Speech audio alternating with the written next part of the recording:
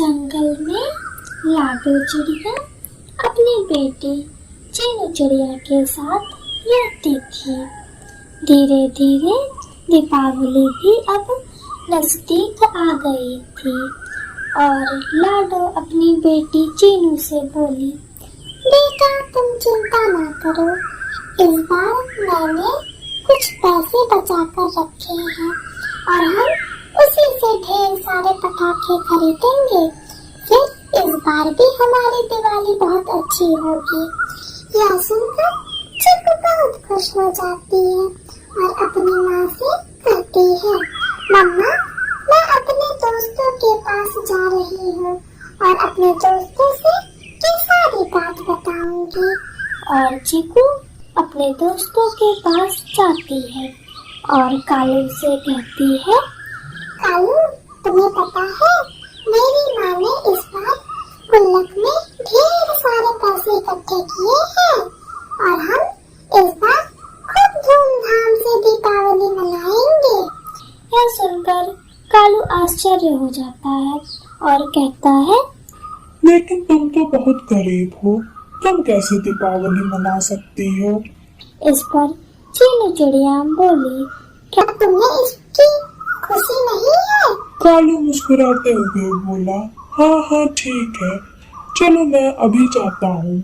और कालू अपनी माँ के पास जाता है और कहता है, माँ आप तो कह रही थी कि लाडो के घर इस बार दीपावली नहीं मनेगी, लेकिन आज चीकू मुझसे मिलने आई थी तो उसने बताया कि उसकी माँ ने एक गुल्लक में ढेर सारे पैसे इकट्ठे किए हैं और दोनों उसी से दीपावली मनाएंगे। तुम चिंता मत करो, हम उसका गुल्लक ही चुरा लेंगे। उस गरीब चिड़िया के घर दीपावली नहीं मननी चाहिए।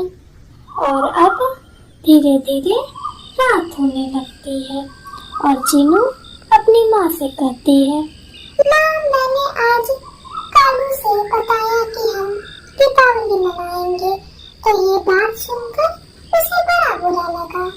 ऐसा कैसे हो सकता है? इस पर लाडो चिड़िया बोली, बेटा तुम्हें वहम हुआ होगा, कालू तो ऐसा नहीं है।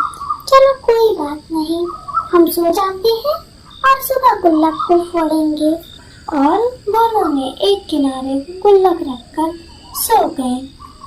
फिर रात में रानी चिड़िया सीधे लाडो के घर जाती है और देखती है कि लाडो सो रही है और वो गुल्लक चुरा लेती है। अगले दिन दोनों माँ और बेटी नदी किनारे जाकर गुल्लक से पैसे निकाल लेते हैं और बहुत खुश हो जाते हैं। जब सुबह में चीनू देखती है कि गुल्लक वहाँ नहीं रहता है तो वह अपनी माँ से बोली, माँ ये कैसे हो सकता है, हमारा तो गुल्लक ही गायब है, अब क्या करेंगे हम? इस पर लाडो चिड़िया बोली, हे भगवान मुझे कुछ नहीं समझ में आ रहा है। कोई बात नहीं बेटी, हो सकता है हमारे किस्मत में दीपावली नहीं लिखी हो, तुम चिंता मत करो, मैं जाकर कुछ पैसों का इंतजाम करती हूँ। और लाडो बाजार के लिए निकल पड़ती है। चीनू घर में अकेली थी। तभी एक बूढ़ा पक्षी उसके घर के बाहर आता है और कहता है, क्या यह लाडो चिड़िया का घर है?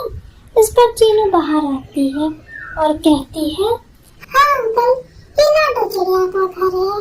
मेरी माँ अभी बाहर गई है और उसे आने में थोड़ा समय लगेगा। इस पर बूढ़ा पक्षी बोला, ये मैं कुछ पैसे तुम्हारे पिता से ले गया था, तुम इसे अपनी माँ को दे देना। और इतना कहकर बूढ़ा पक्षी वहाँ से चला जाता है। फिर लाडो जब घर आती है तो देखती है कि घर में कुछ पैसे रखे हैं, तो वह चीनू से पूछी, बेटा ये किसके पैसे हैं? इस पर चीनू बोली, मैं एक बूढ़ा पक्षी आया था और बोला कि हमारे पिता ने उसे ये पैसे दिए हैं और उसने हमें ये पैसे दिए।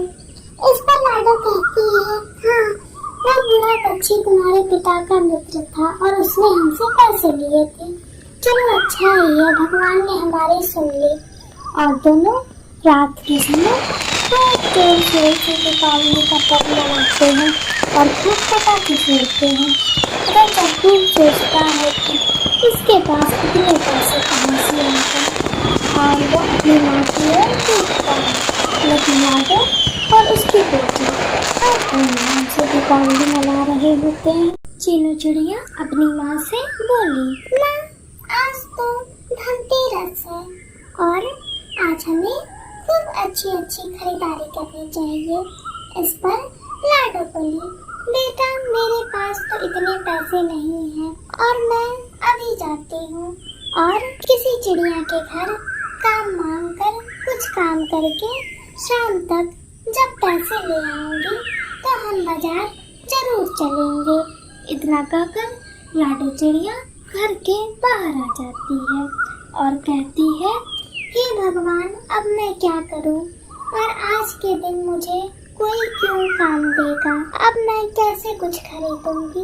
मैं चलती हूँ अपनी पुरानी मालकिन के घर और उनसे कुछ पैसे उधार ले लूंगी, फिर बाद में उन्हें खेती कर चुका दूंगी। और अब लाडो चिड़िया अपनी मालकिन रानी चिड़िया के घर जाती है और रानी से कहती है, मालकिन मुझे कुछ पैसे दे दीजिए, मैं आपके सारे काम कर दूंगी। मेरी बेटी को आज धनतेरस पर घूमने जाना है। इस पर रानी चिड़िया बोली, अभी मेरे पास तो कोई काम नहीं है, तुम ऐसा करो कि आज थोड़ा पौधों में पानी डाल दो और कुछ घर की सफाई कर दो, मैं तुम्हें कुछ पैसे दे दूंगी। लाडो चिड़िया धीरे धीरे घर की सफाई करती है और पौधों की देखरेख करती है। सारा काम खत्म करके वो रानी चिड़िया के पास जाती है। तभी वहाँ पर कालू कौवा आ जाता है। लाडो चिड़िया कालू कौवे को देखकर एकदम सन्न हो जाती है, क्योंकि पहले लाडो चिड़िया का पति कालू कौवा था और कालू कौवा कहता है, अरे ये चिड़िया कौन है? इस पर रानी बोली, आप चिंता ना करें, ये हमारी काम वाली है, इसे कुछ पैसों की जरूरत थी तो मैंने इसे काम दे दिया।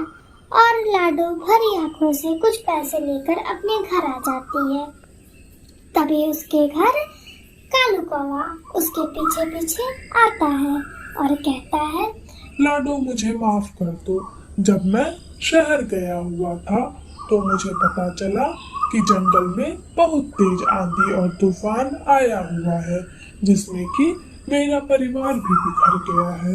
तो मैं सोचा कि अब तुम दोनों नहीं रहे, इसलिए मैंने दूसरी शादी कर ली और मैं अपने इस शादी में बहुत खुश हूँ और तुम दोनों को हर महीने का खर्चा दे दूंगा, लेकिन तुम लोग मेरे इस जीवन में दखल मत देना।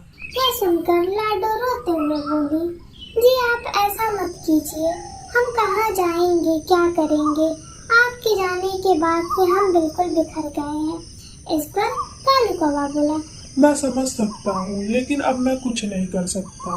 मैं तुम्हें हर महीने के खर्चे दे दिया करूँगा, जिससे कि तुम दोनों अपना पेट पाल लेना और तुम्हें अब किसी के घर के काम करने की जरूरत नहीं है। मैं तुमसे कभी कभी मिलने आता रहूँगा।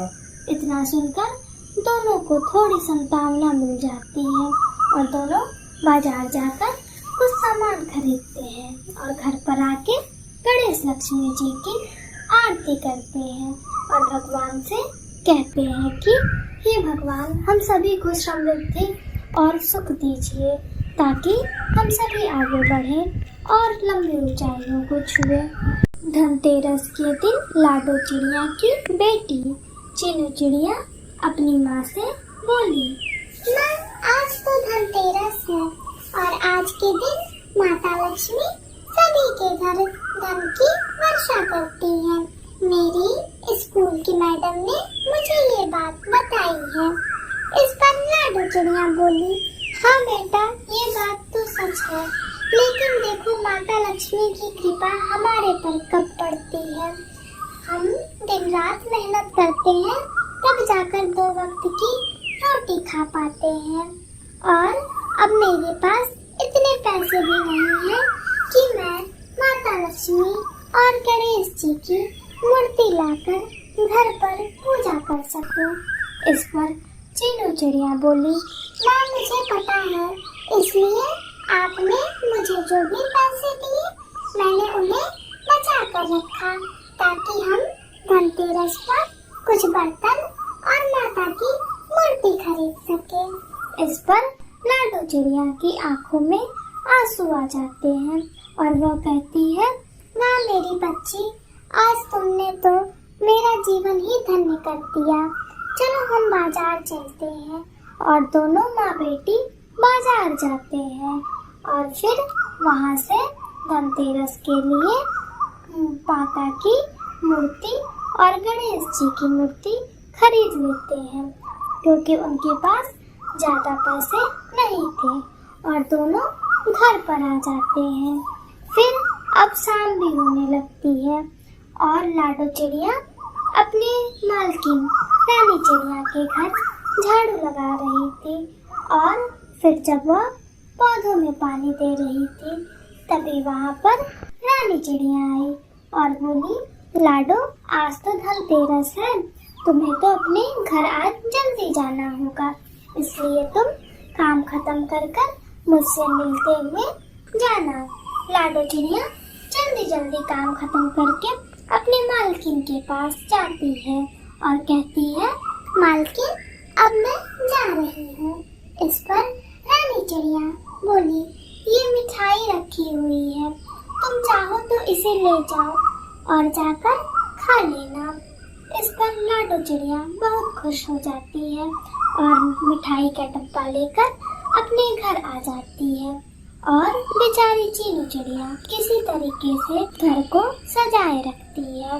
यह देखकर लाडो चिड़िया बहुत खुश हो जाती है और दोनों मिलकर माता लक्ष्मी और गणेश जी की पूजा करते हैं। फिर उसके बाद रात में दोनों सो जाते हैं और उसी समय माता लक्ष्मी जी प्रकट होती हैं और उन दोनों की श्रद्धा को देखकर उनका घर सोने से भर देती है। इसके बाद जब अगले दिन सुबह होती है तो चीनू देखती है कि उसका घर सोने से भरा हुआ है और तुरंत अपनी माँ लाडो से बोली, माँ ये देखो, हमारा घर तो सोने से भरा हुआ है। इस पर लाडो आश्चर्यचकित हो जाती है और तुरंत मूर्ति के पास जाकर कहती है, हे माँ, आज तो आपने हमारे ऊपर बहुत बड़ी कृपा कर दी। आपकी छत्र छाया से आज हम इतने अमीर हो गए और मैं कभी भी इसका घमंड नहीं करूँगी।